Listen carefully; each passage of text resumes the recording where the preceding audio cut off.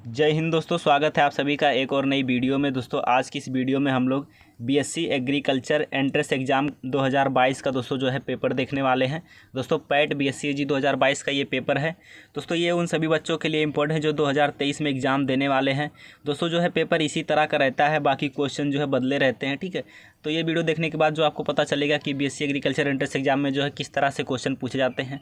ठीक है, तो यहाँ पे दोस्तों जो है क्वेश्चन हिंदी इंग्लिश दोनों में रहते हैं।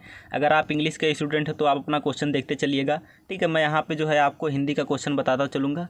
तो ये पैट बीएससी 2022 का जो है एंट्रेंस एग्जाम का पेपर है।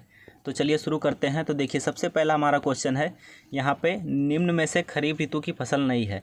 तो खरीफ ऋतु की फसल कौन सी जो है नहीं है? तो यहाँ पे दोस्तों दिया है मक्का। तो मक्का दोस्तों जो है खरीफ ऋतु की फसल है। दूसरा दिया है मटर। तो मटर दोस्तों जो है वो रबी ऋतु की फसल है। ठीक है, मटर रबी ऋतु की फसल है। बाकी धान बाजरा ये तीनों दोस्तों जो हैं, ये तीनों जो है हमारी खरीफ ऋतु की फसल है। बाकी मटर जो है रबी ऋतु की फसल है। अब दोस्तों हमारा नेक्स्ट क्वेश्चन है, सबसे अधिक रबर उत्पादक राज्य है। तो सबसे अधिक जो है रबड़ का उत्पादन कहाँ पे होता है? ठीक है, यहाँ पे उत्पादक पूछा है। तो दोस्तों जो है सबसे अधिक रबड़ उत्पादक राज्य कौन सा है? तो केरल। ठीक है, केरल में दोस्तों जो है सबसे अधिक रबड़ का जो है उत्पादन होता है। अब दोस्तों यहाँ पे पूछा है, स्पाइडर में पैरों की संख्या होती है। तो जो हमारी मकड़ी है उसमें दोस्तों जो है कितने पैर पाए जाते हैं? 2 जोड़े, 3 जोड़े, 4 जोड़े, 5 जोड़े। ठीक है, तो यहाँ पे दोस्तों जो है यहाँ पे जो है मकड़ी दोस्तों ये आर्थ्रोपोडा का जंतु है। ठीक है, आर्थ्रोपोडा संघ का जो है जंतु है। लेकिन दोस्तों आर्थ्रोपोडा में जो है वो 3 जोड़ी जो है पैर पाए जाते हैं। ठीक है, आर्थ्रोपोडा में 3 जोड़ी पैर पाए जाते हैं। लेकिन यहाँ पे मकड़ी में दोस्तों जो है 4 जोड़ी पैर पाए जाते हैं, यानी कितने 8 पैर जो है मकड़ी में पाए जाते हैं। अब दोस्तों ये आर्थ्रोपोडा का जंतु है, लेकिन यहाँ पे दोस्तों जो है इसमें 8 जोड़ी जो है 4 जोड़ी पैर यानी कि 8 पैर पाए जाते हैं। बाकी आर्थ्रोपोडा संघ के जीवों में जो है 3 जोड़ी पैर पाए जाते हैं। अब दोस्तों हमारा नेक्स्ट क्वेश्चन है, निम्न में से धान में प्रयुक्त जैव उर्वरक है। तो धान में दोस्तों जो है कौन सा जैव उर्वरक जो है प्रयोग किया जाता है? शैवाल, एजोला, राइजोबियम, ए और बी दोनों। तो देखिए शैवाल और एजोला का प्रयोग जो है धान में जैव उर्वरक के रूप में प्रयोग किया जाता है। शैवाल के रूप में दोस्तों जो है बीजीए हमारा जो ब्लू ग्रीन एल्गी यानी कि नील हरित शैवाल जो है उसका प्रयोग किया जाता है। एजोला का प्रयोग किया जाता है। ठीक है, राइजोबियम दोस्तों जो है ये दलहनी फसलों में जो लेग्यूम क्रॉप हमारी होती हैं उनमें किया जाता है। तो यहाँ पे दोस्तों जो है हमारा बोथ ए एंड बी दोनों सही हो जाएगा। अब दोस्तों हमारा नेक्स्ट क्वेश्चन है कि स्टडी ऑफ टिश्यूज यानी कि जो है ऊतक के अध्ययन को कहते हैं। तो ऊतक के अध्ययन को क्या कहते हैं? तो दोस्तों जो है ऊतक के अध्ययन को हम लोग क्या कहते हैं? तो ऊतक के अध्ययन को हिस्टोलॉजी कहा जाता है। ठीक है, ऊतक के अध्ययन को क्या कहा जाता है? तो ऊतक के अध्ययन को हिस्टोलॉजी कहा जाता है। तो टैक्सोनॉमी किसे कहा जाता है दोस्तों? तो टैक्सोनॉमी जो है वर्गीकीय विज्ञान को कहा जाता है। टैक्सोनॉमी वर्गीकीय विज्ञान को कहा जाता है। और साइटोलॉजी दोस्तों जो है कोशिका के अध्ययन को कहा जाता है, यानी कोशिका विज्ञान को जो है साइटोलॉजी कहा जाता है। साइटो मतलब क्या होता है? तो साइटो मतलब होता है कोशिका। और इको मतलब क्या होता है? तो इको मतलब होता है परिस्थितिकी। और लॉजी यहाँ पे लगा है, तो परिस्थितिकी विज्ञान को जो है हम लोग इकोलॉजी के अंतर्गत जो है अध्ययन करते हैं। ठीक है, तो परिस्थितिकी को जो है इकोलॉजी कहा जाता है। और टैक्सोनॉमी को वर्गीकीय विज्ञान कहा जाता है। हिस्टोलॉजी दोस्तों ऊतकों के अध्ययन को कहते हैं। और साइटोलॉजी तो कोशिका के अध्ययन यानी कोशिका विज्ञान को जो है साइटोलॉजी कहा जाता है। अब दोस्तों आपका ये क्वेश्चन जो है क्लियर हो गया होगा। अब यहाँ पे हमारा नेक्स्ट क्वेश्चन है, हिस्टोन प्रोटीन कहाँ पे पाई जाती है? Histone protein is found in. तो यहाँ पे दोस्तों जो कुछ क्वेश्चन है वो हिंदी यहाँ पे मिस प्रिंट हो गया है। ठीक है, तो आप जो है इंग्लिश में भी देखा करिए। ठीक है, तो हिस्टोन प्रोटीन कहाँ पाया जाता है?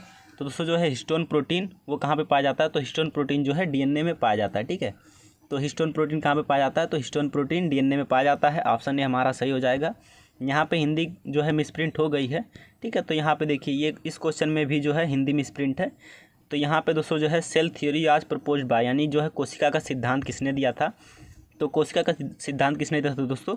तो कोशिका का सिद्धांत दिया था स्लाइडेन और स्वान ने। ठीक है, कोशिका का सिद्धांत स्लाइडेन और स्वान ने दिया था। ठीक है, मेंडल दोस्तों जो है ये इन्हें अनुवांशिकी का जनक कहा जाता है, आप लोगों ने पढ़ा होगा। ठीक है, मेंडल को अनुवांशिकी का जनक कहा जाता है। और दोस्तों यहाँ पे दिया है रॉबर्ट हुक। तो रॉबर्ट हुक ने दोस्तों जो है कोशिका की खोज की थी। ठीक है, इन्होंने जो है मृत कोशिका की खोज की थी। और यहाँ पे दोस्तों दिया है डब्ल्यू बेटसन। तो डब्ल्यू बेटसन ने दोस्तों जो है सर्वप्रथम जो है अनुवांशिकी शब्द का प्रयोग किया था। ठीक है, अनुवांशिकी शब्द का प्रयोग जो है सर्वप्रथम किसने किया था? तो अनुवांशिकी शब्द का प्रयोग सर्वप्रथम डब्ल्यू बेटसन ने किया था। और ये क्वेश्चन जो है DDU 2022 के जो है प्रवेश परीक्षा में जो है पूछा गया था। अब दोस्तों हमारा नेक्स्ट क्वेश्चन है, निम्न में से किसमें 70S राइबोसोम पाया जाता है। ठीक है, यहाँ पे ये भी क्वेश्चन जो है हिंदी में मिसप्रिंट है। तो प्लांट यानी कि पौधे में, एल्गी जो हमारा है शैवाल में, एनिमल जंतु में, बैक्टीरिया में।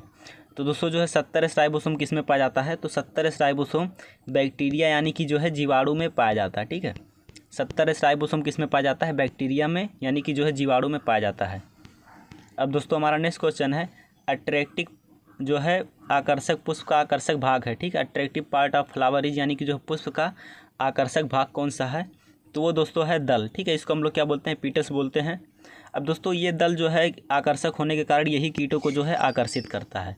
तो ऐसे भी क्वेश्चन पूछ सकता है कि पुष्प में जो है कीटों को आकर्षित कौन करता है, तो कौन सा हमारा दल यानी कि पेटल्स जो है ये दोस्तों जो है पुष्प का आकर्षक भाग होता है। अब दोस्तों हमारा नेक्स्ट क्वेश्चन है उसको देख लेते हैं। तो नेक्स्ट क्वेश्चन हमारा है सुक्रोज यानी जो है सुक्रोज है, यहाँ पे सुक्रोज का जो है फार्मूला दिया है C6H12O6 C6H12O12। ठीक है, तो सुक्रोज जो है कौन सा दोस्तों, तो सुक्रोज हमारा है C12H22O12। ठीक है, यहाँ पे दोस्तों जो है सुक्रोज का हमारा C12H22O12। ठीक है, तो यही दोस्तों हमारा सुक्रोज है और इसे दोस्तों हम लोग जो बोलते हैं शुगर भी बोलते हैं। क्या बोलते हैं दोस्तों, शुगर बोलते हैं। अब दोस्तों हमारा नेक्स्ट क्वेश्चन है काली मिट्टी में काला रंग किसके कारण होता है, तो in black soil colour is due to यानी कि काली मिट्टी का काला रंग किसके कारण होता है। तो यहाँ पे हिंदी क्वेश्चन जो है यहाँ पे हिंदी मिसिंग है। ठीक है, पता नहीं जो कैसा पेपर बनाया गया था। तो देखिए iron oxide, humus, magnesium oxide, copper. तो दोस्तों जो है मिट्टी का काला रंग किसके कारण होता है, तो मिट्टी का काला रंग दोस्तों जो है वो टिटेनीफेरस एक होता है। ठीक है, टिटेनीफेरस और मैग्नेटाइट, टिटेनीफेरस मैग्नेटाइट के कारण जो है मिट्टी के रंग जो है काला होता है। लेकिन यहाँ पे ऑप्शन में नहीं है, इसलिए दोस्तों मृदा का रंग जो है ह्यूमस के कारण जो है काला माना जाएगा। ठीक है, यहाँ पे ह्यूमस हमारा जो है ऑप्शन बी सही हो जाएगा। अब दोस्तों हमारा नेक्स्ट क्वेश्चन है परपोषी की विशेषता होती है। तो परपोषी की जो है क्या विशेषता है, यानी कि परपोषी यहाँ पे जो है इनडायरेक्टली पूछा है कि परपोषी कितने प्रकार के होते हैं। परपोषी मतलब क्या होता है, जो दूसरे जीवों से अपना जो है पोषण प्राप्त करते हैं, भोजन प्राप्त करते हैं, उन्हें परपोषी कहते हैं। तो देखिए मृतजीवी, परजीवी, साजीवी। ठीक है, ये सभी दोस्तों जो हैं यहाँ पे ऑप्शन डी सही हो जाएगा कि इनमें सभी। ठीक है, सभी जो हैं परपोषी के जो हैं उदाहरण हैं। मृतजीवी मतलब जो है दूसरों जीवों से जो मरे हुए जीव होते हैं उनसे अपना भोजन प्राप्त करते हैं। परजीवी मतलब जो दूसरे जीवों पर जो है आश्रित रहते हैं, जैसे खटमल हो गया हमारा, ये सभी दोस्तों जो है दूसरे जीवों के जो है खून चूसते हैं। ठीक है, तो ये भी परजीवी है। परजीवी दोस्तों जो है जीवों को नुकसान पहुँचाता है। ठीक है, और यहाँ पे साजीवी दोस्तों जो है ये भी परजीवी यहाँ पे जो है परपोषी का उदाहरण है। लेकिन दोस्तों साजीवी जो है इसमें दोनों जो है जीवों को लाभ होता है। जैसे राइजोबियम जो है मृदा में रहता है। ठीक है, तो वो नाइट्रोजन का स्थिरीकरण करता है जिससे पौधे को जो है लाभ प्राप्त होता है। तो यहाँ पे परपोषी का जो है तीनों उदाहरण है। ठीक है, इनमें से सभी जो हमारा ऑप्शन सही हो जाएगा। अब दोस्तों हमारा नेक्स्ट क्वेश्चन है धान का पुष्पक्रम कहलाता है। तो धान के पुष्पक्रम को क्या बोलते हैं, तो देखिए धान के पुष्पक्रम को दोस्तों जो है पेनिकल बोला जाता है। ठीक है, धान का पुष्पक्रम क्या कहलाता है, तो धान का पुष्पक्रम पेनिकल कहलाता है। और कैरियोप्सिस दोस्तों जो है धान के दाने को बोला जाता है। ठीक है, यानी कि जो है धान में फल का प्रकार कैसा होता है, तो धान में फल का प्रकार कैरियोप्सिस होता है, यानी कि धान के दाने को कैरियोप्सिस बोला जाता है, जबकि धान के पुष्पक्रम को हम लोग पेनिकल बोलते हैं। अब दोस्तों हमारा नेक्स्ट क्वेश्चन है इनमें से दलहनी फसल नहीं है। ठीक है, तो कौन सा दलहनी फसल नहीं है, चना दोस्तों हमारा जो है दलहनी फसल है। ठीक है, बाजरा यहाँ पे, तो बाजरा दोस्तों जो है खाद्यान्न वाली फसलें हैं। ठीक है, अनाज वाली फसलें हैं। बाकी लोबिया भी हमारी दलहनी फसल है, बरसीम। ठीक है, तो यहाँ पे बाजरा जो है अनाज वाली फसल है, बाकी सभी दोस्तों जो है दलहनी फसल हैं। अब यहाँ पे दोस्तों नेक्स्ट क्वेश्चन है स्वीटेस्ट शुगर यानी सबसे मीठी शुगर कौन सी है, तो सबसे मीठा इसमें से कौन सा होता है, तो देखिए ग्लूकोज, माल्टोज, सुक्रोज, इन्वर्टेज। ठीक है, तो यहाँ पे दोस्तों जो है इसमें जो है ऑप्शन के अकॉर्डिंग जो है सुक्रोज हमारा सही हो जाएगा। तो इनमें दोस्तों जो है सबसे मीठा शुगर होता है। लेकिन देखिए पहले नंबर पे दोस्तों जो है सबसे मीठा कौन सा होता है, तो सबसे मीठा होता है दोस्तों फ्रक्टोज। ठीक है, फ्रक्टोज सबसे मीठा होता है। उसके बाद दोस्तों जो है सुक्रोज आता है हमारा, फ्रक्टोज के बाद दोस्तों जो है सुक्रोज आता है। सुक्रोज के बाद दोस्तों जो है ग्लूकोज आता है। ठीक है, सुक्रोज के बाद जो है तीसरे नंबर पे ग्लूकोज आता है और चौथे नंबर पे दोस्तों जो है हमारा माल्टोज आता है। तो यहाँ पे दोस्तों ऑप्शन सी सही हो जाएगा ऑप्शन के अकॉर्डिंग। बट सबसे मीठा जो होता है कौन सा होता है, तो सबसे मीठा जो है हमारा फ्रक्टोज होता है। अब दोस्तों हम लोग नेक्स्ट क्वेश्चन देख लेते हैं। तो नेक्स्ट क्वेश्चन हमारा है निम्न में से जड़ वाली फसल नहीं है। तो जड़ वाली फसल कौन सी दोस्तों नहीं है, तो यहाँ पे आलू दोस्तों जो है हमारा एक रूपांतरित तना है, ठीक है। तो आलू ऑप्शन सही हो जाएगा। बाकी मूली, गाजर, शलजम, ठीक है, ये जड़ वाली फसलें हैं। बाकी आलू दोस्तों जो है ये एक रूपांतरित तना है, ठीक है। आलू कैसा है दोस्तों, तो आलू एक रूपांतरित तना है, तो ऑप्शन ए हमारा सही हो जाएगा। अब यहाँ पे नेक्स्ट क्वेश्चन पूछा है तंबाकू अनुसंधान संबंधित है, ठीक है। तो तंबाकू अनुसंधान दोस्तों जो है किससे संबंधित है, CPRI, CTRI, CIMAP, ICR। तो देखिए तंबाकू दोस्तों जो है किससे संबंधित है, तो CTRI से। CTRI का मतलब क्या होता है, तो CTRI का मतलब होता है सेंट्रल, ठीक है, सेंट्रल तंबाकू रिसर्च इंस्टीट्यूट, ठीक है, सेंट्रल तंबाकू रिसर्च इंस्टीट्यूट। और ये दोस्तों कहाँ पर स्थित है, तो ये राजमुंदरी और आंध्र प्रदेश में जो है स्थित है। मैंने जो है पिछली वीडियो में बताया था, ठीक है। तो CTRI दोस्तों जो है तंबाकू रिसर्च से संबंधित अनुसंधान से। अब दोस्तों यहाँ पे जो है ऑप्शन बी हमारा सही हो जाएगा। अब दोस्तों हमारा नेक्स्ट क्वेश्चन है cutting is use for propagation in, यानी कटिंग द्वारा पौधे का विस्तारण होता है, यानी कि किस पौधे का जो है प्रवर्धन कटिंग द्वारा किया जाता है। तो आलू का दोस्तों और अदरक का, इन दोनों का दोस्तों जो है यहाँ पे जो है कंद के द्वारा जो किया जाता है, ठीक है, ट्यूबर के द्वारा किया जाता है। बाकी दोस्तों यहाँ पे गोभी का जो है नर्सरी तैयार किया जाता है, ठीक है, गोभी का नर्सरी तैयार किया जाता है। बचा परवल, ठीक है, तो परवल को दोस्तों जो है कटिंग के द्वारा जो है इसका प्रवर्धन किया जाता है। अब दोस्तों हमारा नेक्स्ट क्वेश्चन है निम्न में एक तना है, ठीक है, इनमें से दोस्तों कौन सा एक तना है। तो यहाँ पे आलू दिया है, नाल खाल दिया है, गाजर और ए और बी दोनों दिया, ठीक है। तब यहाँ पे दोस्तों जो है तना, तो आप सभी ने जो है पढ़ा होगा कि आलू रूपांतरित तना है, ठीक है। यहाँ पे कुछ बच्चे जो है ए मार्क के आए होंगे, लेकिन उनका गलत हो गया होगा, ठीक है। यहाँ पे नाल खाल दिया है, लेकिन दोस्तों ये जो है इसको आप जो है दूसरे तरीके से भी पढ़ सकते हैं, ठीक है। यहाँ पे जो है इस तरह से रहता है, लिखा रहता है, तो इसका मतलब क्या होता है, तो नाल खाल का मतलब होता है दोस्तों गांठ गोभी, ठीक है। तो गांठ गोभी जो है एक तना है, रूपांतरित तना है, ठीक है। तो ऑप्शन डी हमारा ए और बी दोनों सही हो जाएगा। अब दोस्तों हमारा नेक्स्ट क्वेश्चन है यहाँ पे grow more plant was started by, यानी कि जो है अधिक पौध उगाना किसने शुरू किया, ठीक है। ग्रो मोर प्लांट किसने जो है शुरू किया था, तो विनोबा भावे जी ने जो है अधिक पौधे लगाने का जो है कोर्स दिया था, ठीक है, उन्होंने जो है सबसे पहले कहा था। अब दोस्तों हमारा नेक्स्ट क्वेश्चन है मिश्रित उर्वरक है DAP, यूरिया, MOP, पोटास। तो मिश्रित उर्वरक कौन सा दोस्तों, तो मिश्रित उर्वरक हमारा जो है यूरिया है, ठीक है, ऑप्शन बी हमारा सही हो जाएगा। अब दोस्तों हमारा नेक्स्ट क्वेश्चन है कम्युनिटी डेवलपमेंट प्रोग्राम, ठीक है, समुदायिक विकास परियोजना कब शुरू हुई। तो दोस्तों जो है CDP कम्युनिटी डेवलपमेंट प्रोग्राम कब शुरू किया गया था, तो ये दोस्तों जो है 2 अक्टूबर 1952 में शुरू किया गया था, ठीक है। 2 अक्टूबर 1952 में जो है हमारा CDP यानी कि कम्युनिटी डेवलपमेंट प्रोग्राम, सामुदायिक विकास परियोजना जो है 2 अक्टूबर 1952 को शुरू की गई थी। तो ऑप्शन सी हमारा सही हो जाएगा। अब दोस्तों हमारा नेक्स्ट क्वेश्चन है BT culture is related to produce use, ठीक है। तो यहाँ पे बीटी कल्चर जो है किससे संबंधित है, तो बीटी कल्चर दोस्तों जो है अंगूर से संबंधित है, तो ऑप्शन सी हमारा सही हो जाएगा। अब दोस्तों हमारा नेक्स्ट क्वेश्चन है which method of irrigation is related to water conservation, ठीक है। तो सिंचाई की वह विधि जो जल संरक्षण से संबंधित है, यानी कि सिंचाई की कौन सी विधि है जिसमें जल की जो है सबसे अधिक बचत होती है। तो यहाँ पे ड्रिप इरिगेशन दिया है, बौछार यानी कि जो है स्प्रिंकलर दिया है, ठीक है, जल संरक्षण और इनमें से सभी। तो यहाँ पे आप सभी ने पढ़ा होगा दोस्तों जो है जल की सबसे अधिक बचत किस में होती है, तो यहाँ पे दोस्तों जो है जल की सबसे अधिक बचत जो है हमारी ड्रिप इरिगेशन में होती है, ठीक है। तो जल संरक्षण जो है ड्रिप इरिगेशन के द्वारा होता है। यहाँ पे दोस्तों जो है जल पौधे के जो है जड़ों के पास बूंद बूंद के रूप में गिरता है, जिससे लगभग ना के बराबर जो है पानी जो है बर्बाद होता है, ठीक है।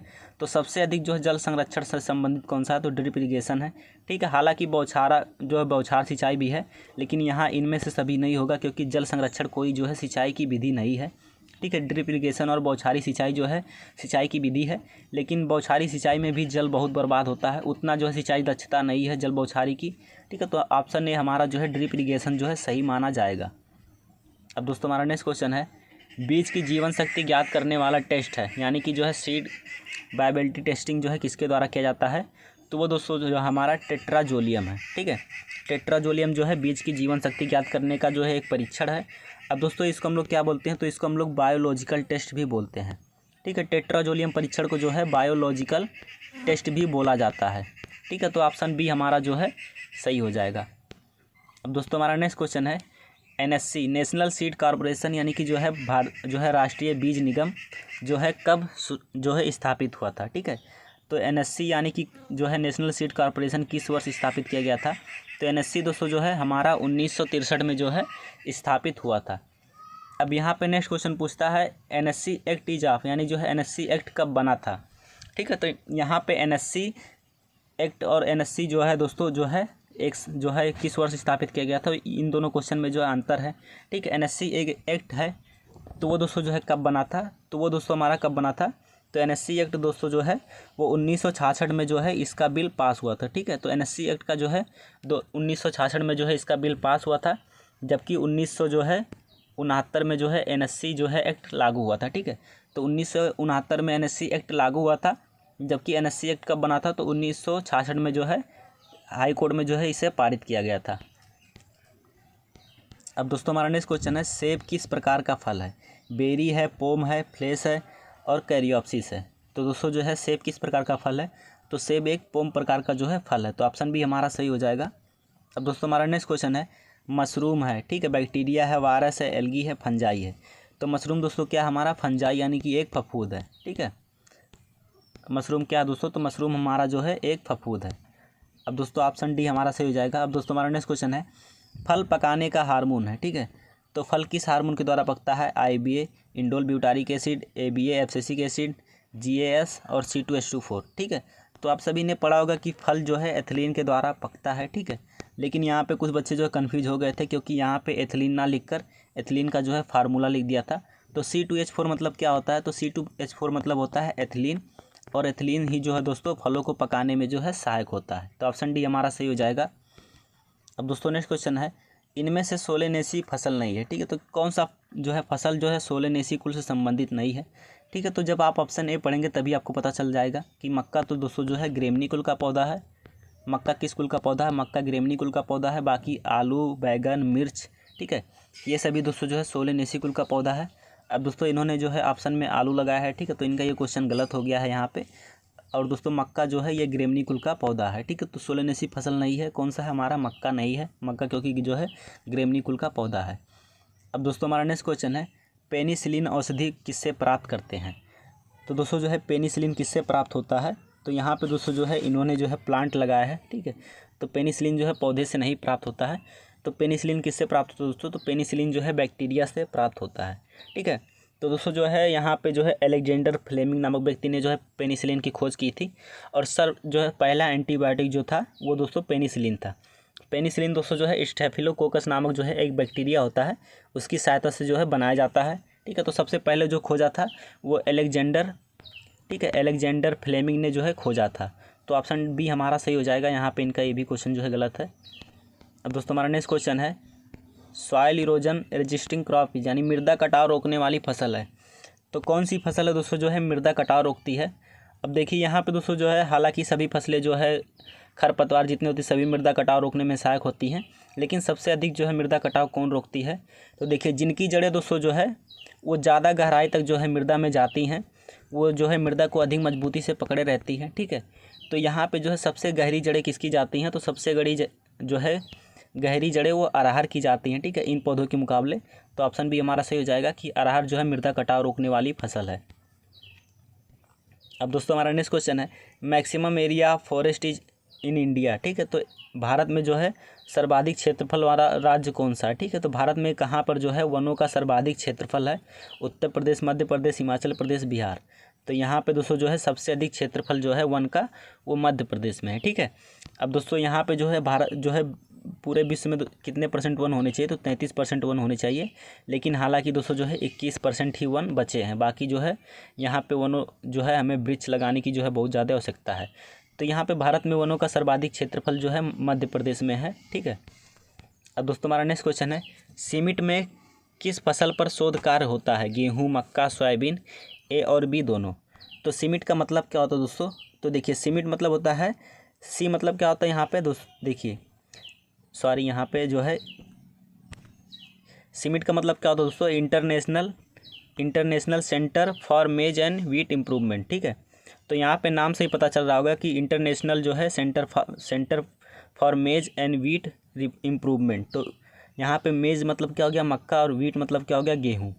तो दोस्तों गेहूँ और मक्का जो है सीमिट में जो है शोध कार्य होता है। तो ऑप्शन डी हमारा ए और बी दोनों सही हो जाएगा। अब दोस्तों हमारा नेक्स्ट क्वेश्चन है IRRI इज सिचुएटेड ऑन, यानी कि जो है IRRI कहाँ पे स्थित है। ठीक है, यहाँ पे हिंदी जो है बहुत ज़्यादा मिसप्रिंट हुआ है, अवस्थित लिखा है, तो कहाँ पे स्थित है। तो IRRI यानी कि इंटरनेशनल राइस रिसर्च इंस्टीट्यूट कहाँ पे स्थित है, तो वो दोस्तों जो है मनीला फिलीपींस में जो है हमारा स्थित है। तो IRRI दोस्तों जो है मनीला फिलीपींस में जो है स्थित है। नेक्स्ट क्वेश्चन हमारा, भारत में प्रथम कृषि विश्वविद्यालय कहाँ है। ठीक है, तो पहला कृषि विश्वविद्यालय जो है वो दोस्तों कहाँ पे है, तो भारत में जो है प्रथम कृषि विश्वविद्यालय की स्थापना 1960 में हुई थी। ठीक है, तो पहला कृषि विश्वविद्यालय हमारा कौन सा है, तो पहला कृषि विश्वविद्यालय दोस्तों जो हमारा GBPUT है। ठीक है, पहला कृषि विश्वविद्यालय कौन सा हमारा GBPUT है। और ये दोस्तों कहाँ पे स्थित है, तो ये दोस्तों जो है हमारा वो कहाँ पे स्थित है, तो ये दोस्तों जो है पंतनगर में स्थित है। ठीक है, पंतनगर कहाँ पे स्थित है, तो पंतनगर दोस्तों जो है उत्तराखंड में स्थित है। ठीक है, तो यहाँ पे दोस्तों जो है ऑप्शन डी हमारा सही हो जाएगा, पंतनगर। अब दोस्तों हमारा नेक्स्ट क्वेश्चन है, पीली क्रांति संबंधित है। तो पीली क्रांति किससे संबंधित है दोस्तों, तो पीली क्रांति दोस्तों जो है वो तिलहन उत्पादन से संबंधित है। ठीक है, तो तिलहन में दोस्तों जो है तिलहन का उत्पादन तेल के लिए किया जाता है। तो दोस्तों जो है पीली क्रांति किससे संबंधित है, तो यहाँ पे इन्होंने दाल लगाया है। ठीक है, ये क्वेश्चन इनका गलत है। पीली क्रांति दोस्तों जो है तेल उत्पादन से संबंधित है, और दाल जो है दोस्तों ये किससे संबंधित है, ये प्रोटीन क्रांति से संबंधित है। ठीक है, प्रोटीन क्रांति के अंतर्गत जो है दलहन उत्पादन आता है। ठीक है, तो प्रोटीन क्रांति जो है दलहन जो है दाल से हमारी संबंधित है। पीली क्रांति दोस्तों जो है तेल से संबंधित है, यानी कि तिलहनी वाली फसलों से। ठीक है, तो ये क्वेश्चन जो आपका क्लियर हो गया होगा। अब दोस्तों हमारा नेक्स्ट क्वेश्चन है, सिल्वर क्रांति संबंधित है। सिल्वर को हिंदी में क्या बोला जाता है, तो सिल्वर को बोला जाता है रजत, यानी कि दोस्तों जो है रजत क्रांति किससे संबंधित है, तो सिल्वर दोस्तों जो है वो अंडे से संबंधित है। ठीक है, सिल्वर क्रांति किससे संबंधित है, तो सिल्वर क्रांति जो है अंडे से संबंधित है। ठीक है, यहाँ पे मांस दिया है, तो मांस दोस्तों जो है लाल क्रांति से संबंधित है। ठीक है, रेड रेवोल्यूशन जो है वो मांस और जो है टमाटर से संबंधित है। और यहाँ पे दोस्तों जो है नेक्स्ट क्वेश्चन हम लोग देख लेते हैं। तो नेक्स्ट क्वेश्चन हमारा है, ब्लैक क्रांति संबंधित है। ठीक है, ब्लैक रेवोल्यूशन किससे संबंधित है, तो दोस्तों जो है काली क्रांति, जिसे हम लोग ब्लैक क्रांति बोलते हैं, तो ये दोस्तों जो है जेट्रोपा से संबंधित है। ये दोस्तों जो है बायोडीजल। ठीक है, यहाँ पे कभी कभी बायोडीजल लिख के दे दे तो आपको कन्फ्यूज नहीं होना है। जो काली क्रांति है वो जेट्रोपा यानी जो है बायोडीजल से संबंधित है। अब दोस्तों हमारा नेक्स्ट क्वेश्चन है, IIBR यानी कि Indian institute of vegetable research स्थित है। तो यहाँ पे दोस्तों जो है इंडियन वेजिटेबल जो है रिसर्च इंस्टीट्यूट कहाँ पे स्थित है, तो वो दोस्तों जो है हमारा वाराणसी में स्थित है, और वाराणसी हमारा जो है यूपी में स्थित है। अब दोस्तों यहाँ पे नेक्स्ट क्वेश्चन है, क्वीन ऑफ फ्रूट यानी कि जो है फलों की रानी कौन है, लीची, एप्पल, बनाना, मैंगो। तो फलों की रानी दोस्तों जो है किसे कहते हैं, तो फलों की रानी जो है लीची को कहा जाता है। ठीक है, फलों की रानी किसे कहा जाता है, लीची को। और दोस्तों यहाँ पे जो है फलों का राजा किसे कहा जाता है, तो फलों का राजा दोस्तों जो है फलों का राजा जो है आम को कहा जाता है। ठीक है, फलों की रानी लीची को कहा जाता है और फलों का राजा आम को कहा जाता है। दोस्तों हमारा नेक्स्ट क्वेश्चन है, व्हाट इज नाबार्ड। ठीक है, नाबार्ड क्या है, तो नाबार्ड दोस्तों जो है एक बैंक है। ठीक है, नाबार्ड मतलब क्या होता है, national bank of agriculture and rural development. तो यहाँ पे दोस्तों इसके नाम में ही जो है बैंक आता है, तो नाबार्ड क्या है दोस्तों, तो नाबार्ड बैंक है। अब दोस्तों नाबार्ड की स्थापना जो है 12 जुलाई 1982 को जो है हुई थी। ठीक है, 12 जुलाई 1982 को जो है नाबार्ड की स्थापना हुई थी, और नाबार्ड दोस्तों जो है एक बैंक है। दोस्तों हमारा नेक्स्ट क्वेश्चन है, कृषि उत्पादन अर्थशास्त्र है, विज्ञान है, कला है, वास्तविक विज्ञान है, सभी। तो कृषि उत्पादन अर्थशास्त्र दोस्तों जो है विज्ञान भी है, कला भी है, वास्तविक विज्ञान भी है। ठीक है, तो ऑप्शन डी हमारा जो है सभी सही हो जाएगा। अब दोस्तों हमारा नेक्स्ट क्वेश्चन है, उत्पत्ति ह्रास नियम लागू होता है। तो उत्पत्ति ह्रास नियम कहाँ लागू होता है दोस्तों, तो सबसे पहले मैं आपको बता दूं कि जो उत्पत्ति ह्रास नियम है वो दोस्तों जो है उत्पादन के जितने भी क्षेत्र हैं, ठीक है, उत्पादन के जो है सभी क्षेत्र में जो है उत्पत्ति ह्रास नियम लागू होता है। ठीक है, उत्पादन के जो है सभी क्षेत्रों में जो है उत्पत्ति ह्रास नियम लागू होता है। तो यहाँ पे मछली, भवन निर्माण, खनन, ठीक है, इनमें से जो है सभी ऑप्शन डी हमारा सही हो जाएगा, क्योंकि यहाँ से दोस्तों जो है सभी जगह से जो उत्पादन हो रहा है तो उत्पत्ति ह्रास नियम जो है सभी जगह पे जो है लागू होगा। तो ऑप्शन डी हमारा सही हो जाएगा।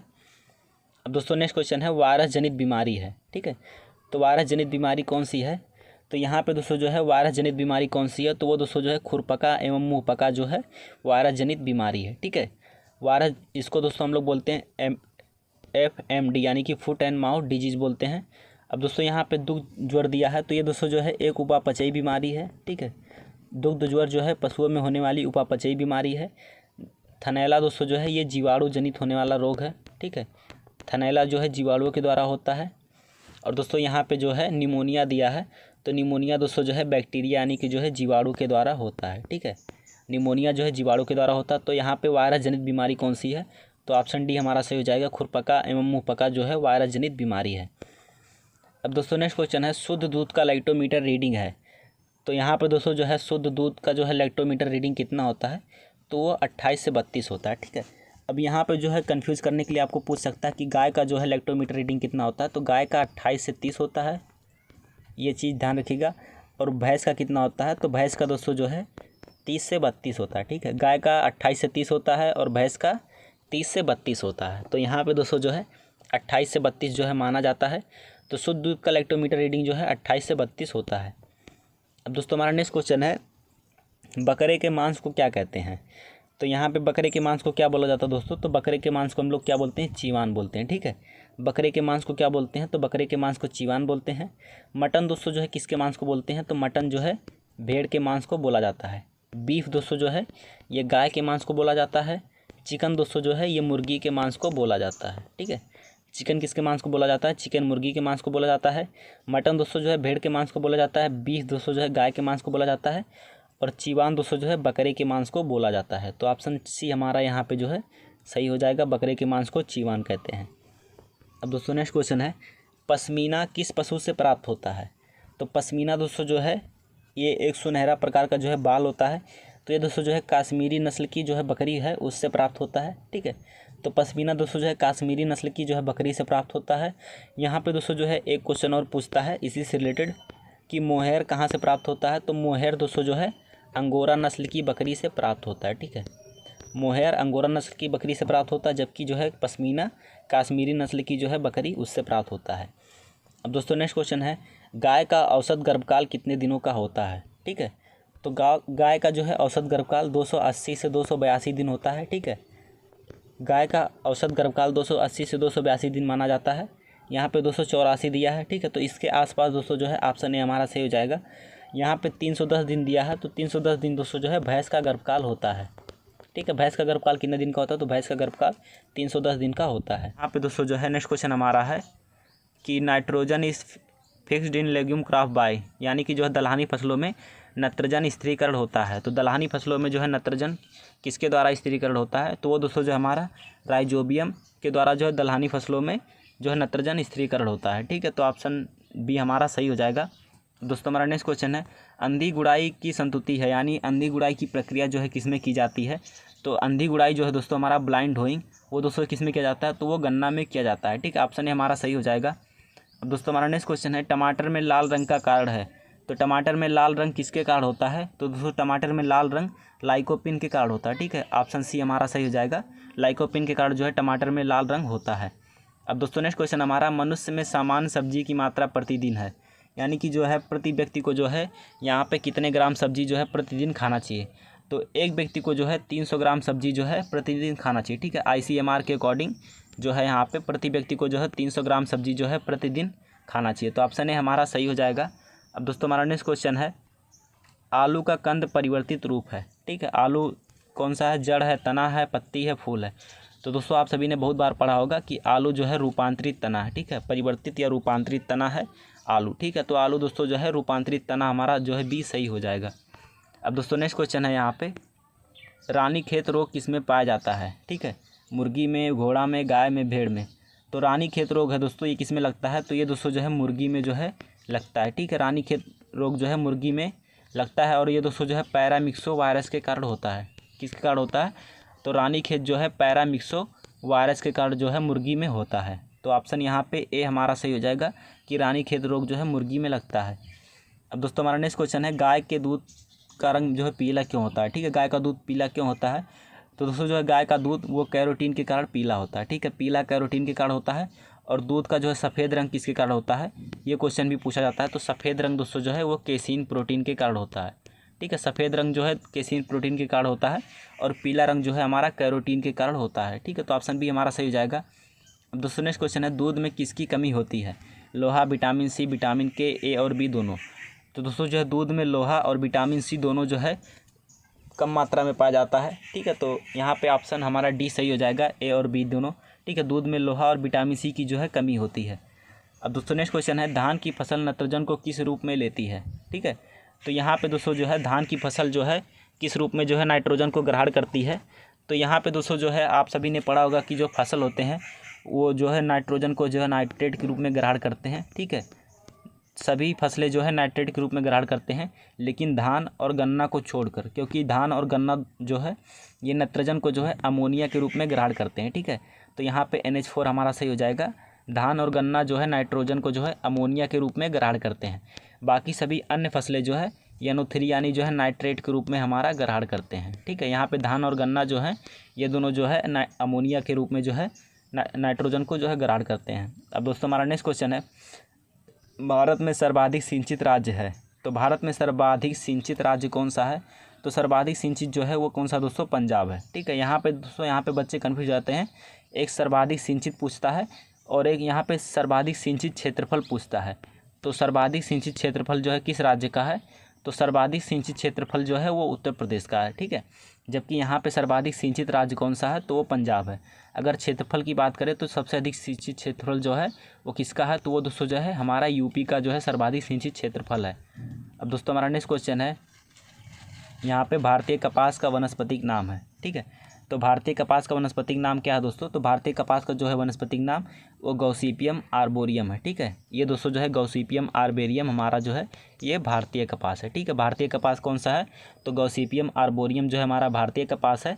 यहाँ पे दोस्तों गॉसिपियम हिरसुटम दिया है, तो ये दोस्तों जो है हमारा अमेरिकन कपास है। ठीक है, अमेरिकन कपास कौन सा है, तो अमेरिकन कपास हमारा गॉसिपियम हिरसुटम है। ठीक है, यहाँ पे गॉसिपियम बारबडेंस दिया है, तो गॉसिपियम बारबडेंस जो हमारा दोस्तों ये इजिप्शियन कपास है। ठीक है, इजिप्शियन कपास हमारा कौन सा है, तो गॉसिपियम बारबडेंस। यहाँ पे पूछा है कि भारतीय कपास का वानस्पतिक नाम क्या है, तो भारतीय कपास दोस्तों जो हमारा गॉसिपियम आर्बोरियम जो है ये भारतीय कपास है। अब दोस्तों हमारा नेक्स्ट क्वेश्चन है, भारत में जो है बौनी जाति का विकास कब हुआ। ठीक है, तो यहाँ पे दोस्तों जो है हिंदी में जो है क्वेश्चन यहाँ पे गलत पूछा है। देखिए, dwarf varieties of wheat in India started in, यानी जो गेहूं की बौनी जाति का जो है विकास कब हुआ था। ठीक है, भारत में। तो यहाँ पे दोस्तों जो है भारत में गेहूं की बौनी जाति का विकास कब हुआ था, तो भारत में जो है गेहूं की बौनी जाति का विकास 1963 में हुआ था। ठीक है, यहाँ पे जो है भारत में 1963 में हुआ था, लेकिन अगर बात करें पूरे विश्व की कि पूरे विश्व में जो है गेहूँ की बौनी जाति का विकास कब हुआ था, तो 1960 में जो है पूरे विश्व में जो है गेहूं की बौनी जाति का विकास हुआ था। तो 1960 में दोस्तों जो है मैक्सिको में जो है गेहूं की बौनी जाति का विकास जो है सबसे पहले हुआ था। तो यहाँ पे दोस्तों भारत में पूछा, तो भारत में 1963 हमारा सही हो जाएगा। अब दोस्तों नेक्स्ट क्वेश्चन है, निम्न में से कौन सी फसल भारत में दलहनी फसल नहीं है। तो यहाँ पे कौन सी फसल है जो भारत में दलहनी फसल के रूप में जो है प्रयोग नहीं की जाती। चना, सोयाबीन, राजमा, मटर। ठीक है, तो यहाँ पे चना का प्रयोग किया जाता है, राजमा भी, मटर भी, ये सभी दलहनी के रूप में किया जाता है, सोयाबीन को छोड़कर, क्योंकि सोयाबीन दोस्तों जो है ये दलहनी और तिलहनी दोनों फसल है। ठीक है, दलहनी प्लस तिलहनी दोनों फसल है सोयाबीन। अब दोस्तों इसका जो है भारत में दलहन के रूप में क्यों प्रयोग नहीं किया जाता है, क्योंकि सोयाबीन दोस्तों जो है सुपाच्य नहीं होता है। ठीक है, आसानी से नहीं पचता है, इसको पचाने में जो है यहाँ पे बहुत दिक्कत होती है। ठीक है, इसलिए दोस्तों जो है दाल के रूप में इसका प्रयोग नहीं किया जाता है। सोयाबीन का प्रयोग जो है तेल के रूप में किया जाता है भारत में, तो इसलिए तिलहनी फसल जो है भारत में जो है सोयाबीन है। बाकी सोयाबीन दलहनी और तिलहनी दोनों फसल है, तो यहाँ पे ऑप्शन भी हमारा सही हो जाएगा।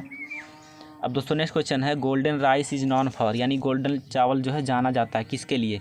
तो दोस्तों जो है हमारा गोल्डन राइस है उसमें दोस्तों जो है विटामिन ए यानी कि जो है बीटा कैरोटीन जो है अधिक मात्रा में पाया जाता है।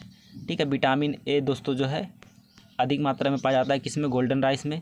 और गोल्डन राइस की खोज किसने की थी, तो गोल्डन राइस की खोज जो है इनगो पोर्ट्रिकस ने की थी। ठीक है, गोल्डन राइस की खोज किसने की थी, तो गोल्डन राइस की खोज दोस्तों जो है इनगो पोर्ट्रिकस ने की थी। अब दोस्तों हमारा नेक्स्ट क्वेश्चन है, यहाँ पे नेक्स्ट क्वेश्चन देख लेते हैं। नेक्स्ट क्वेश्चन है, धान में खैरा रोग का कारक है। ठीक है, तो धान में खैरा रोग जो है किसके कारण होता है, बैक्टीरिया, कवक, बोरान, जिंक। तो दोस्तों जो है धान में खैरा रोग वो जिंक की कमी के कारण होता है। और धान में खैरा रोग का खोज जो किसने किया था, वो दोस्तों किया था डॉक्टर YL नेने ने। ठीक है, डॉक्टर YL नेने ने जो है धान में खैरा रोग की जो है खोज की थी। तो धान में खैरा रोग जिंक की कमी कारण होता है और इसकी जो है पूर्ति के लिए जिंक सल्फेट का जो हम प्रयोग करते हैं। अब दोस्तों हमारा नेक्स्ट क्वेश्चन है, हरी खाद में प्रयुक्त फसल कौन सी है, सिसबेनिया, मूंग, मक्का, मटर। तो हरी खाद के लिए जो है कौन सा फसल जो है प्रयोग किया जाता है, तो दोस्तों जो है मटर का प्रयोग किया जाता है हरी खाद के रूप में। अब दोस्तों मटर यहाँ पे हमारी दलहनी फसल है, लेकिन इसका प्रयोग जो है हरी खाद के रूप में भी कहीं कहीं पे किया जाता है। अब दोस्तों हमारा नेक्स्ट क्वेश्चन है, ट्रांसजेनिक फसल जिसने दुनिया में जो है सबसे बड़े क्षेत्रफल उगाया जाता है, यानी कौन सी जो है ट्रांसजेनिक फसल है जिसे दुनिया में सबसे अधिक क्षेत्रफल पर उगाया जाता है, तो दोस्तों हमारा कौन सा है, तो वो दोस्तों जो हमारा सोयाबीन। ठीक है, सोयाबीन ऐसी ट्रांसजेनिक फसल है जिसे दुनिया में सबसे अधिक क्षेत्रफल पर उगाया जाता है।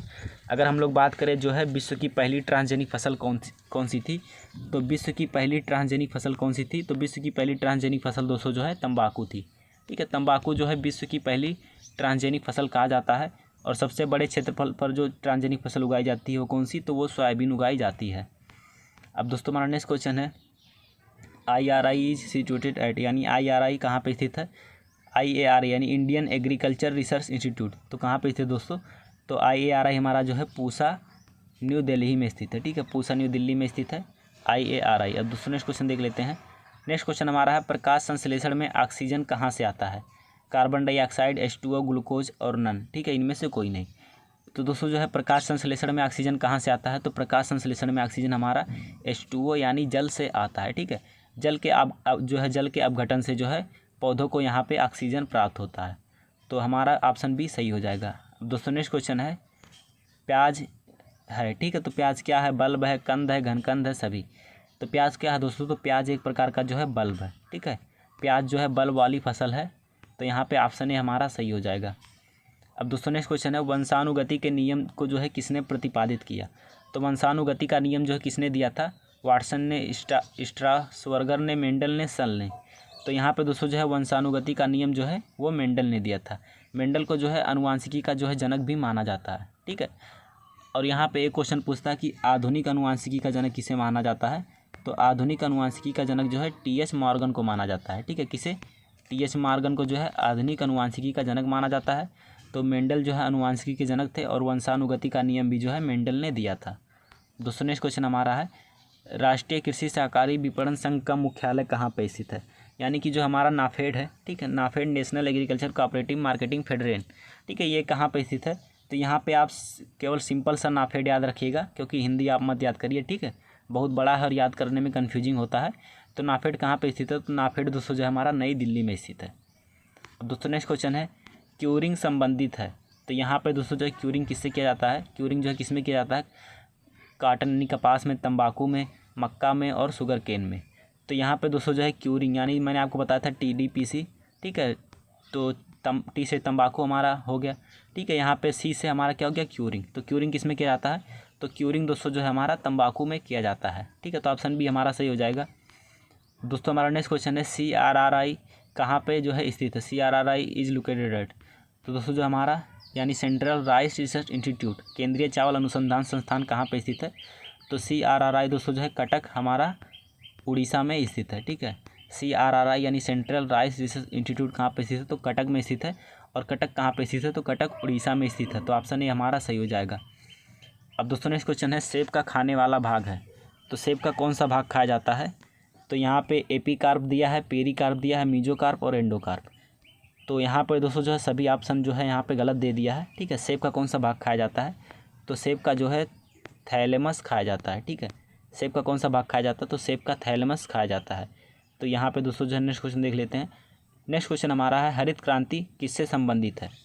तो हरित क्रांति दोस्तों किससे संबंधित है, तो हरित क्रांति हमारा फसल से संबंधित है। दूध दोस्तों जो है श्वेत क्रांति से संबंधित है, यानी वाइट रेवोल्यूशन। अंडा दोस्तों जो है हमारा रजत क्रांति, सिल्वर रेवोल्यूशन से संबंधित है। और तेल दोस्तों जो है पीली क्रांति, यानी जो है तिलहन से संबंधित है। तो यहाँ पे दोस्तों आपका क्वेश्चन क्लियर हो गया होगा। अब दोस्तों नेक्स्ट क्वेश्चन है, pH ऑफ एसिड रेन, यानी जो है अम्लीय वर्षा का pH मान कितना होता है। तो अम्लीय वर्षा का pH मान दोस्तों जो है 4.4 से कम होता है। ठीक है, अम्लीय वर्षा का pH मान कितना होता है, 4.4 से कम होता है। कहीं कहीं पे आपको 5.5 से कम जो है लिखा मिला रहेगा। ठीक है, ज़्यादातर बुक में 4.4 से कम दिया है, तो यहाँ पे 2 दिया है, 4, 5, 6। ठीक है, तो pH मान जो है अम्लीय वर्षा का कितना होता है, तो अम्लीय वर्षा का pH मान जो है 4 माना जाएगा। ठीक है, तो ऑप्शन भी हमारा सही हो जाएगा। अब दोस्तों नेक्स्ट क्वेश्चन है, the basic unit of life is. ठीक है, तो यहाँ पे जीवन की जो है बेसिक इकाई कौन सी है, सेल है, प्रोटोप्लाज्म है, साइटोप्लाज्म है, DNA है। तो जीवन की जो है भौतिक जो है बेसिक इकाई हमारी संरचनात्मक और क्रियात्मक इकाई कौन सी है, तो वो दोस्तों जो है कोशिका यानी कि जो है हमारा सेल है। अब दोस्तों नेक्स्ट क्वेश्चन देख लेते हैं। तो नेक्स्ट क्वेश्चन हमारा है, यहाँ पे वैम है, ठीक है। वैम क्या है? बैक्टीरिया है, कवक है, वायरस है, शैवाल है। तो वैम दोस्तों क्या है? तो वैम दोस्तों जो है एक फंगी है, ठीक है। फंगी मतलब कवक। तो वैम दोस्तों क्या है? हमारा एक जो है फंगी है यानी कवक है। अब दोस्तों नेक्स्ट क्वेश्चन है, परभरनी क्रांति जो है किसकी प्रसिद्ध प्रजाति है? तो यहाँ पे दोस्तों जो है आप लोग जो है 80 का जो है क्वेश्चन 80 नंबर लिख के यहाँ पे इसका ऑप्शन जो है कमेंट करिए कि जो है परभरनी क्रांति किसकी प्रसिद्ध प्रजाति है। मिर्च की है, बैगन की है, भिंडी की है, मक्का की है, ठीक है। तो यहाँ पे दोस्तों नेक्स्ट क्वेश्चन हमारा है, percentage of nitrogen in urea, यानी यूरिया में जो है कितना % नाइट्रोजन पाया जाता है। तो यहाँ पे दोस्तों जो है आप लोग 81 का भी कमेंट करके बताइए कि यूरिया में जो है कितने % नाइट्रोजन पाया जाता है। अब दोस्तों नेक्स्ट क्वेश्चन हमारा दुग्ध शुगर है, यानी कि दुग्ध में जो है मिठास किसके कारण होता है? Lactose, maltose, glucose, sucrose. तो दुग्ध में जो है मिठास किसके कारण होता है? तो वो दोस्तों होता है लैक्टोज के कारण, ठीक है। दूध में मीठापन जो है वो लैक्टोज के कारण होता है। तो यानी कि दूध शुगर हमारा कौन सा है? तो वो दोस्तों जो है लैक्टोज है। तो ऑप्शन ए हमारा सही हो जाएगा। अब दोस्तों नेक्स्ट क्वेश्चन हमारा है, श्वेत क्रांति के जनक कौन है? ठीक है, श्वेत क्रांति के जनक हैं MS रंधावा, कुरियन, सीटी पटेल, मेंडल। तो श्वेत क्रांति के जनक कौन है दोस्तों? श्वेत क्रांति के जनक हमारे वर्गीज कुरियन है, ठीक है। यहाँ पे केवल कुरियन लिखा है, तो श्वेत क्रांति के जनक हमारे वर्गीज कुरियन है। तो ऑप्शन बी हमारा सही हो जाएगा। दोस्तों नेक्स्ट क्वेश्चन है कि वायु का वेग किससे नापा जाता है? तो वायु का वेग किससे नापा जाता है? तो यहाँ पे दोस्तों पूछा है विंड, जहाँ यहाँ पे विंड स्पीड यानी कि हवा का जो है वेग किससे नापा जाता है? तो वो दोस्तों जो है एनीमोमीटर से नापा जाता है, ठीक है। हवा का वेग किससे नापा जाता है? तो हवा का वेग जो है एनीमोमीटर से नापा जाता है। और यहीं पे एक कन्फ्यूजिंग क्वेश्चन पूछ लेता है कि हवा की जो है दिशा किससे नापी जाती है, ठीक है। तो यहाँ पे दोस्तों जो है बच्चे कन्फ्यूज हो जाते हैं कि हवा की दिशा किससे नापी जाती है। तो हवा की दिशा जो है विंड वेन से नापी जाती है, ठीक है। हवा की दिशा जो है विंड वेन से नापी जाती है, जबकि हवा का जो है वेग यानी गति जो है एनीमोमीटर से नापी जाती है। हाइड्रोमीटर से क्या नापा जाता है दोस्तों? तो हाइड्रोमीटर से जो है तरल पदार्थ हमारे जो होते हैं द्रव्य वाले पदार्थ, उनका जो है आपेक्षिक घनत्व नापा जाता है, ठीक है। आपेक्षिक घनत्व जो है हाइड्रोमीटर की सहायता से जो है नापा जाता है। अब दोस्तों नेक्स्ट क्वेश्चन है, भारत में सर्वाधिक जूट उत्पादक राज्य है। तो भारत में सबसे अधिक जूट का उत्पादन कहाँ पे होता है? उत्तर प्रदेश, मध्य प्रदेश, पश्चिम बंगाल, आंध्र प्रदेश। तो भारत में जो है सबसे अधिक जूट का उत्पादन कहाँ पे होता है? तो जो वो दोस्तों हमारा पश्चिम बंगाल, ठीक है। पश्चिम बंगाल जो है जूट का सबसे अधिक उत्पादक राज्य है। तो ऑप्शन सी हमारा सही हो जाएगा। अब दोस्तों हमारा नेक्स्ट क्वेश्चन है, नीली क्रांति संबंधित है। तो यहाँ पे नीली क्रांति किससे संबंधित है? यहाँ पे मुर्गी उत्पादन से, मत्स्य पालन से, दुग्ध उत्पादन से और वन से। तो नीली क्रांति दोस्तों जो है हमारा मत्स्य उत्पादन यानी जो है मछली पालन से जो है संबंधित है। तो ऑप्शन बी हमारा सही हो जाएगा। अब दोस्तों नेक्स्ट क्वेश्चन है, आम जो है किसके क्रॉस से, यानी सॉरी यहाँ पे दोस्तों आम्रपाली दिया है। तो आम्रपाली आम जो है किसके क्रॉस से बना है? तो आम्रपाली आम को जो है मैंने याद करने का जो है तरीका बताया था DNA, ठीक है। दशहरी गुड़े नीलम का जब हम क्रॉस कराएंगे तो क्या हमारा क्या बनेगा? तो आम्रपाली बनेगा। तो यहाँ पे दशहरी गुड़े नीलम आपको ढूंढना है। तो यहाँ पे दशहरी गुड़े नीलम, ठीक है। D और N के जो है क्रॉस से हमारा क्या बनेगा? N, यानी DNA से आम्रपाली जो हमारा बनता है। अब दोस्तों हमारा नेक्स्ट क्वेश्चन है उसको देख लेते हैं। तो यहाँ पे नेक्स्ट क्वेश्चन है, विश्व खाद्य दिवस कब मनाया जाता है?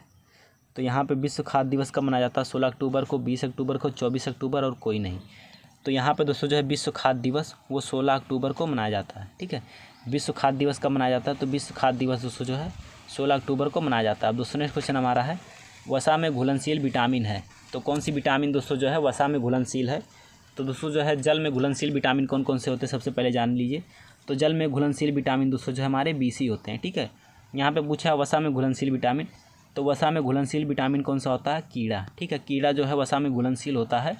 तो यहाँ पे आपको यहाँ पे जो है विटामिन K नहीं दिया है, बट आपको विटामिन E, विटामिन D और विटामिन A ढूंढना है, ठीक है। तो विटामिन A, D, E, ठीक है। कीड़ा, तो यहाँ पे दोस्तों हमारा ऑप्शन ए सही हो जाएगा, ठीक है। यहाँ पे जो है अब दोस्तों नेक्स्ट क्वेश्चन देख लेते हैं। नेक्स्ट क्वेश्चन हमारा है, आत्मा का शुभारंभ कब हुआ था? ठीक है, यहाँ पे आत्मा दोस्तों दिया है। ATMA जो है स्टार्टेड ऑन, यानी कब हुआ था? तो ATMA का मतलब क्या है? एग्रीकल्चर टेक्नोलॉजी मैनेजमेंट एजेंसी, ठीक है। तो एग्रीकल्चर टेक्नोलॉजी मैनेजमेंट एजेंसी जो है कब शुरू किया गया था? तो वो दोस्तों जो है 2005 से 2006 के बीच में जो है शुरू किया गया था। तो आत्मा का जो शुभारंभ कब हुआ था? 2005 से 2006 में हुआ था, ठीक है। तो यहाँ पे जो 2006 हमारा जो है सही माना जाएगा। तो ऑप्शन बी हमारा जो है सही हो जाएगा। अब दोस्तों नेक्स्ट क्वेश्चन है, बहुवर्षीय फसल है मक्का, अरहर, सोयाबीन, लोबिया। तो यहाँ पे दोस्तों जो है बहुवर्षीय फसल कौन सी है? तो बहुवर्षीय फसल दोस्तों हमारा है अरहर। ठीक है, अरहर को दोस्तों जो है बहुवर्षीय फसल माना जाता है। तो यहाँ पे ऑप्शन बी हमारा जो है सही हो जाएगा। अब दोस्तों नेक्स्ट क्वेश्चन है नकदी फसल है। ठीक है, तो नकदी फसल कौन कौन सी है? आलू, सूत, गन्ना, इनमें से सभी। तो देखिए नकदी फसल कौन कौन सी होती है दोस्तों, तो मैंने जो है अपनी वीडियो में बताया था, पिछली वीडियो में, कि आलू हमारा हो गया, तंबाकू हो गया। ठीक है, आलू, तंबाकू, गन्ना। ठीक है, तो जो है यहाँ पे ये सभी नकदी फसल है। इसमें जो है सूत भी दिया है, तो आलू भी दोस्तों जो है नकदी फसल है, गन्ना भी है।